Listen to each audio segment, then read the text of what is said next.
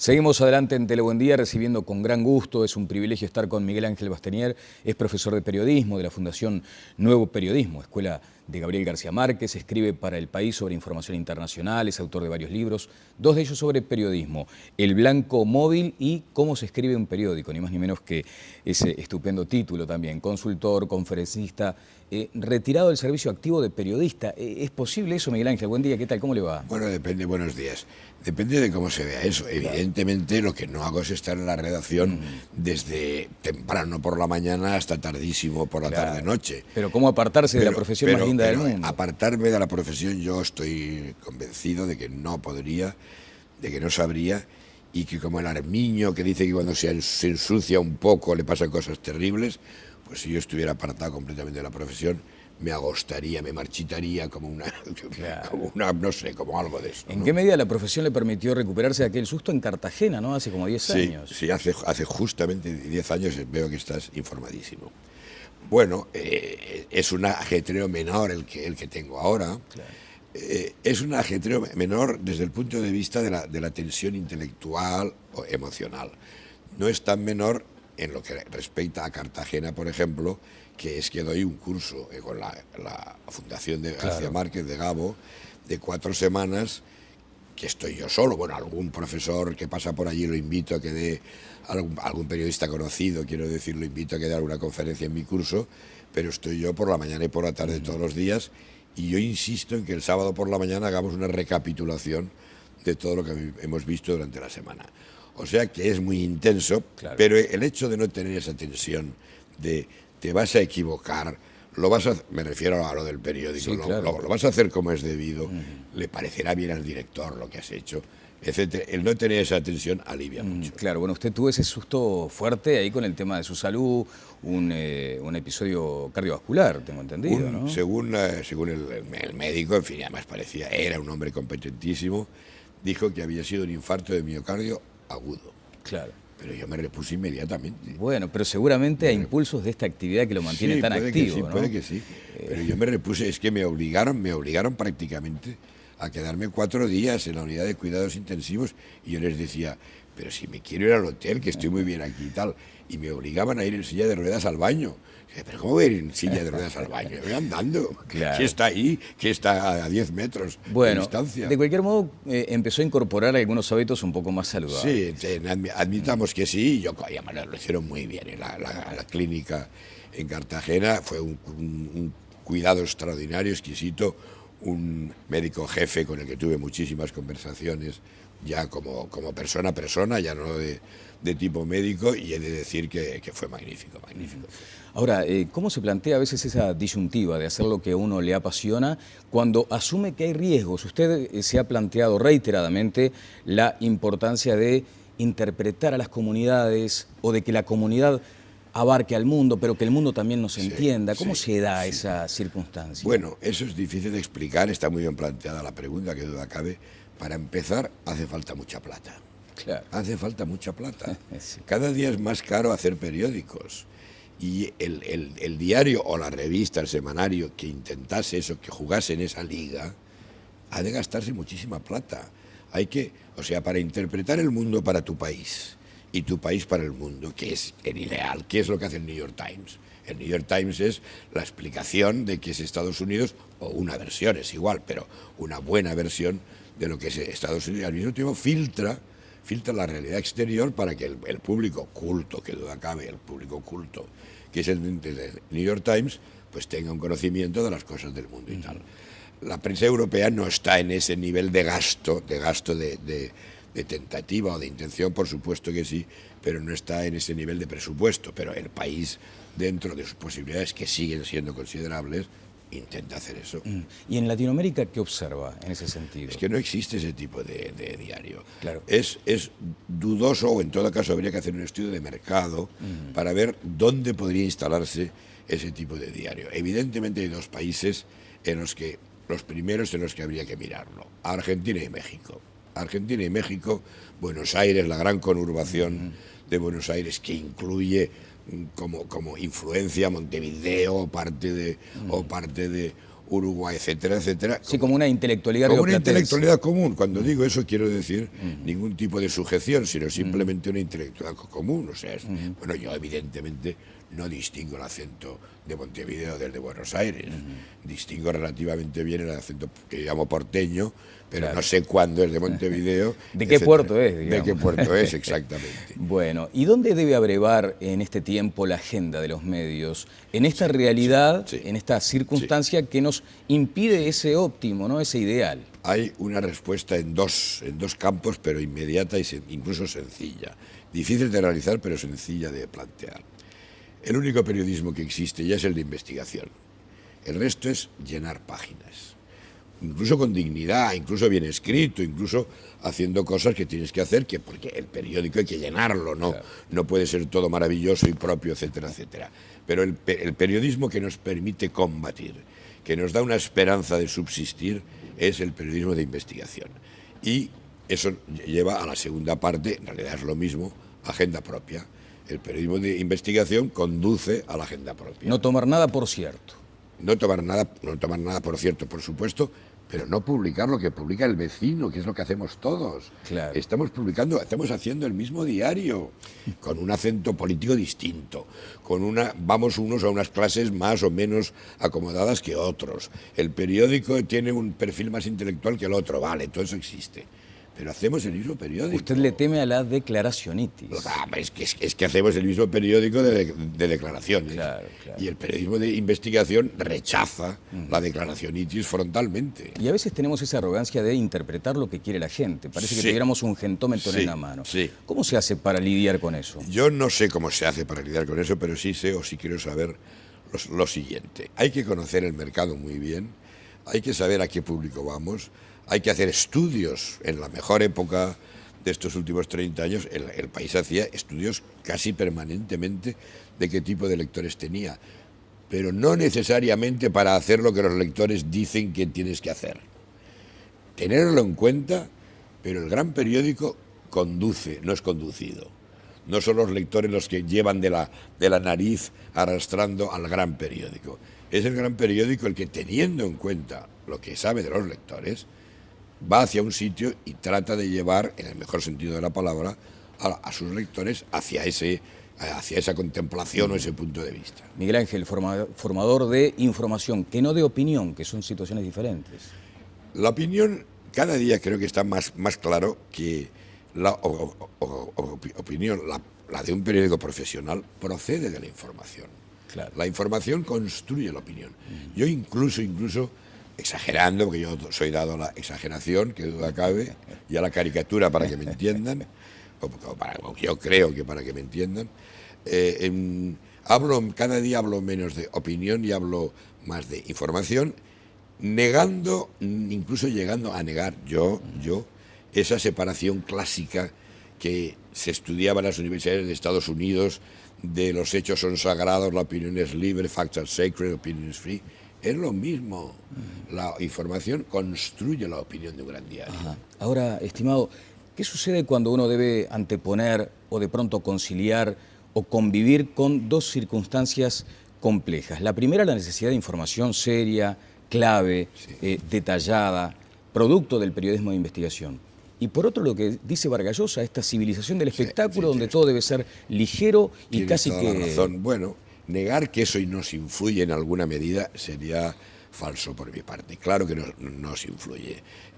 Si yo hiciese un estudio detallado, para lo que no tengo tiempo, del New York Times, seguro que también noto una influencia de lo que en Colombia llaman la farándula, la distracción, el espectáculo. Entonces, decir que el país o que grandes periódicos europeos están inmunes a ello sería falso. Lo que ocurre es que has de hacerlo en tu formato, en cómo eres. Tú tienes que hacer información, vale, en teoría o en planteamiento más ligera, pero en tu formato, en tu forma de hacer.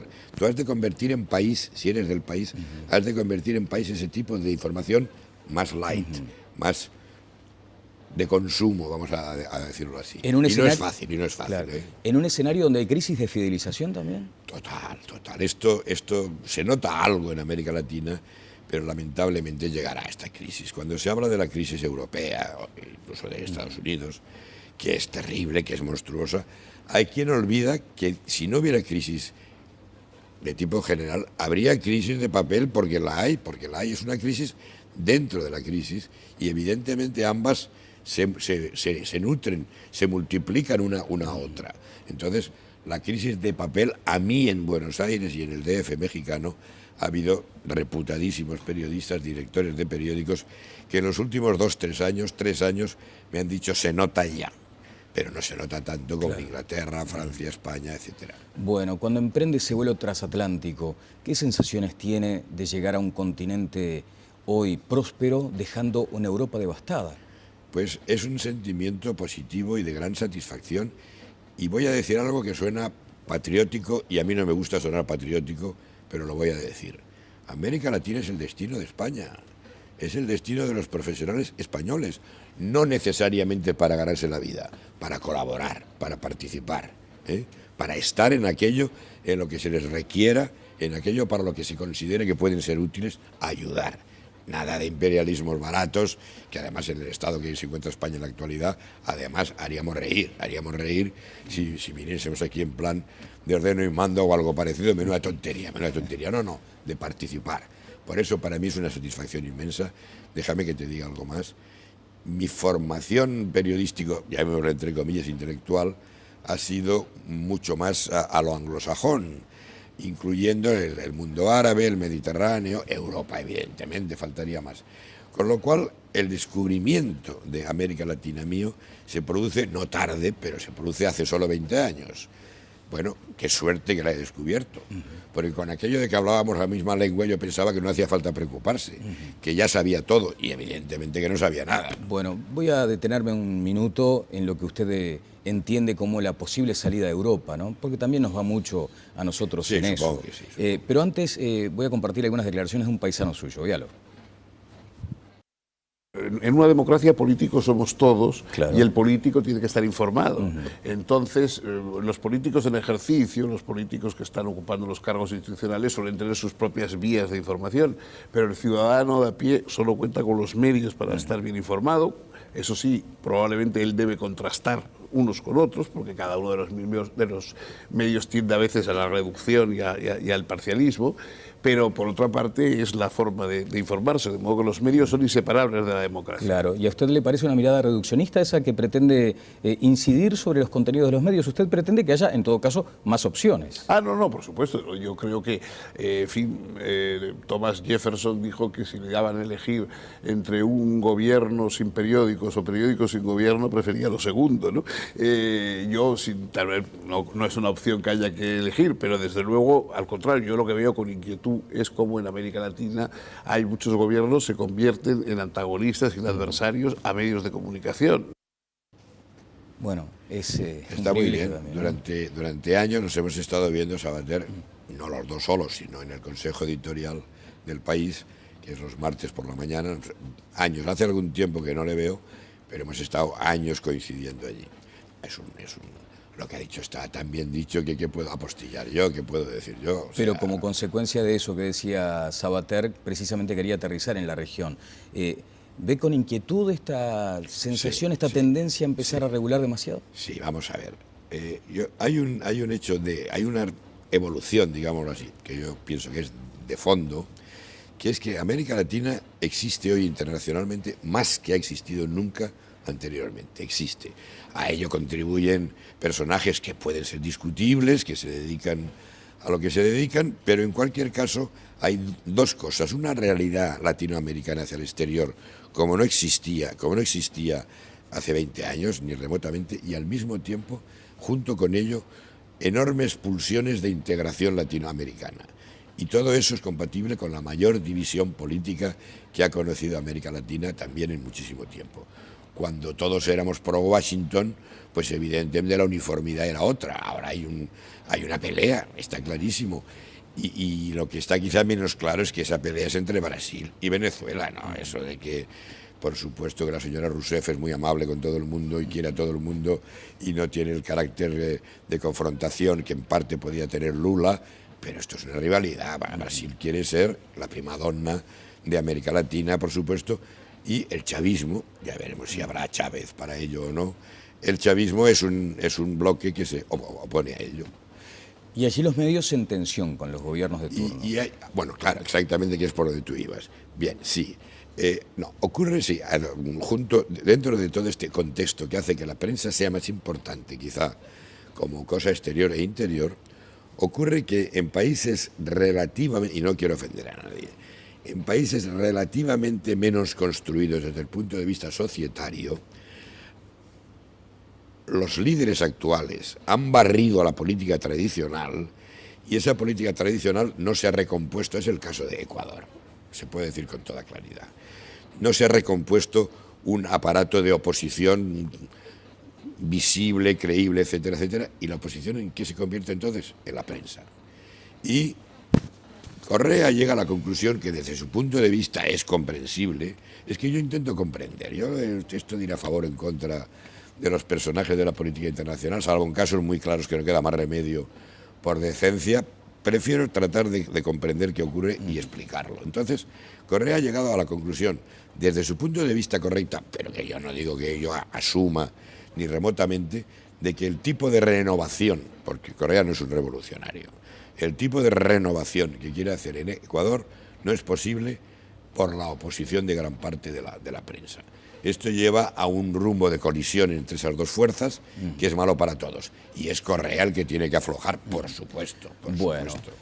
Nos quedan varios temas pendientes, pero en definitiva, por lo menos apuntar a uno local. ¿Usted entiende que Mujica es la transición hacia el regreso de Tabaré Vázquez? ¿Se lo dijo a Sirven en Argentina? Lo dice todo el mundo. En fin, quiero decir, a mí me lo ha contado todo el mundo así, España incluida. Sí, pero apenas una mera transición, una cuestión casi irrelevante. No, yo creo que tiene un carácter Mujica de moralización, de liberalización de los espíritus, de por fin tenéis a un presidente que es un ciudadano más, que se toma en el boliche más humilde y mísero casi un vinillo de Dios sabe qué, que creo que circula por ahí en un auto espantoso y viejo.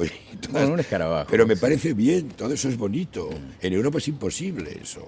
Entonces, no es transición en el sentido negativo, es una transición de un gran señor que fue revolucionario de joven y que guarda unos instintos eminentemente democráticos, justicieros, de bondad democrática absoluta, lo cual creo que es bueno para Uruguay.